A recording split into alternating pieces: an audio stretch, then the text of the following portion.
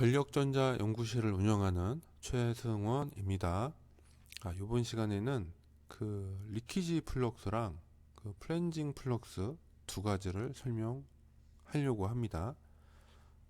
이제 나중에 변압기나 인덕터 설명을 하다 보면 우리가 리퀴지 인덕턴스 이런 용어들이 나오는데 이제 그 관련된 내용이고요. 그다음에 그 플렌징 플럭스, 플렌징 플럭스인데 플럭스 플렌징이라고 거꾸로 해놨네.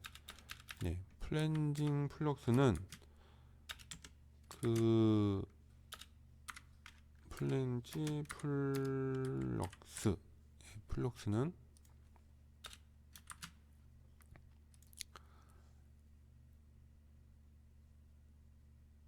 강자성체에서 상자성체, 그러니까는 철에서 공기로 자기력선이 튀어나오는 순간에 투자율이 바뀌잖아요.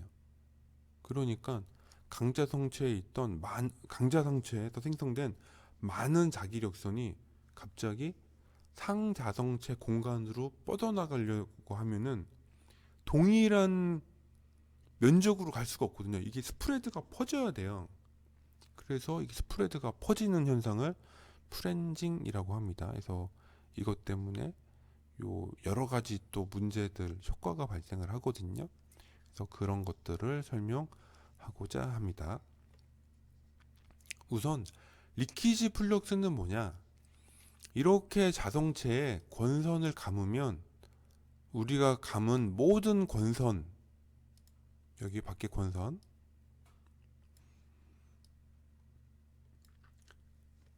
권선이 모두 다 이 자성체에서 생성되는 자기 밀도랑 100% 연관을 지으면 좋잖아요. 다시 한번. 이 권선에 의해서 우리 권선에 우리가 에너지를 공급하니까 이 권선에 인가되는 어떤 에너지량이 모두 요 100% 자기력선으로 치환되면 좋은데 이게 권선이 잘 보면요. 따닥따닥 붙어 있지도 않고 현실적으로도 그렇습니다. 권선이라는 게 반드시 틈이 있어요. 선 길이의 틈, 선과 이 코어 사이의 틈, 이런 공간들이 있다 보니까 내가 인가해준 전기 에너지가 100%다 이 강자성체 안에 자기력선으로 변환을 하지 못합니다. 못하고 요 페루프를 구성하는 자성체가 아닌 그냥 요게 일부 여기에 남아있는 약간 누설 자석 같은 게 생겨요. 예, 그거를 리퀴지 플럭스라고 합니다. 그래서 여기 권선과 이 코어가 자기 결합을 못한 부분, 못한 성분들, 그런 거를 잔여 자기력선이 생기고 그게 리퀴지 플럭스라고 불러요. 그래서 그냥 그걸 이해하시면 되고요.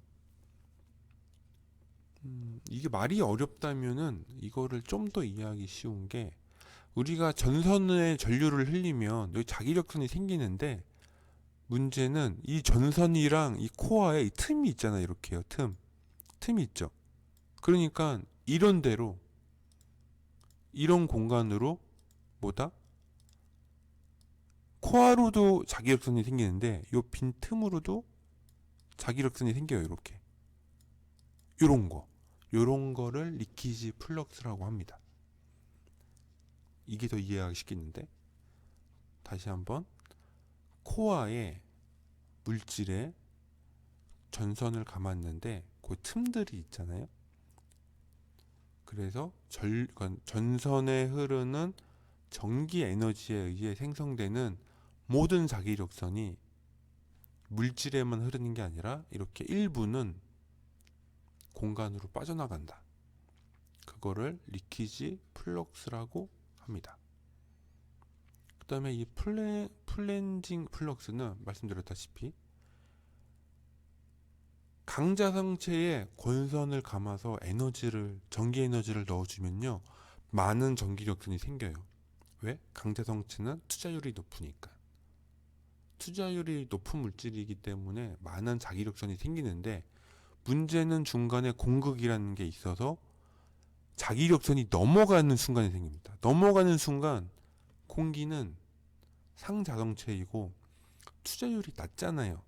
그러니까 강자성체에서 생성된 모든 자기력선을 수용할 수가 없어요. 그래서 무조건 스프레드가 퍼지게 됩니다. 그러다 보니 일부 플럭스가 바깥으로 돌 수밖에 없어요. 이렇게 이게 딱 요 마땅한 면에서만 넘어가면 좋은데 이게 안 돼. 왜? 공기가 그 자기력선을 받아들이지 못하기 때문에 옆으로 막 넘치는 거예요.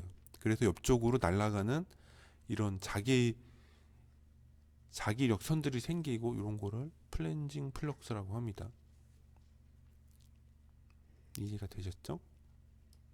그래서 실질적으로 요 플랜징 플럭스 같은 경우는 문제가 많은데, 이 자기력선이 이렇게 나가다 보니까 이 자기력선을 관통하는 도체들, 금속들은요, 이렇게 흐르는 자기력선에 대한 그 맴돌이 전류, 에디 커런트라고 하면은 그 표피 전류가 흐르게 되거든요. 그럼 얘가 금속에서 전류가 생기니 열이 나요. 그래서 이 코어나 이 근처에 있는 금속들을 달구게 됩니다. 그래서 요 홈페이지에 있는 자료를 참고하면 이렇게 가운데 부분에 갭이 있었는데 열이 나죠. 근데 요거를 피해서 권선을 위로 들어 올렸더니 열이 안 나요. 요게 이 플랭징 플럭스를 피해서 권선을 했기 때문이죠. 그래서 실제로 이런 게 현실에 영향을 그대로 줍니다. 모든 물질은 이유에 어찌됐건 강자성, 상자성, 반자성 특성이 있기 때문에 플럭스에 무조건 반응을 하게 돼 있어요. 단지 많이 하느냐 적게 하느냐의 차이가 있는 거지. 근데 그 중에 금속들은 자기력선이 통과하면 걔가 강자성이든 반자성이든 뭐든 간에, 아니 혹은 알루미늄이라도 통과되는 자기력선에 대한 전류가 흘러요. 에디 커런트라는 게 흐르기 때문에 무조건 열이 난다. 그래서 이런 거를 플랜징 플럭스 이펙트라고 부르기도 하고요. 에디 커런트 이펙트라고 부르기도 합니다. 그래서 이런 거를 해결하기 위해서 아까처럼 권선을 멀리 띄어서 감는 경우도 있고요. 이 그림처럼 이 공극을 짧게 잡아서 옆으로 튀어나가는 자기력선의 거리를 줄이는 이런 특수한 형상의 코어들도 있어요. 실제 많이 쓰는 방법이고 참고하시면 되겠습니다. 그래서 이번 시간에는 리키지 플럭스가 뭐다? 전선에 전류를 흘렸더니 물질, 강자성체에도 자기력선이 생겼지만 공기 중에도 자기력선이 일부 생긴다. 왜? 틈이 있으니까. 그래서 공기 중으로 빠져나간 플럭스를 리키지 플럭스라고 한다.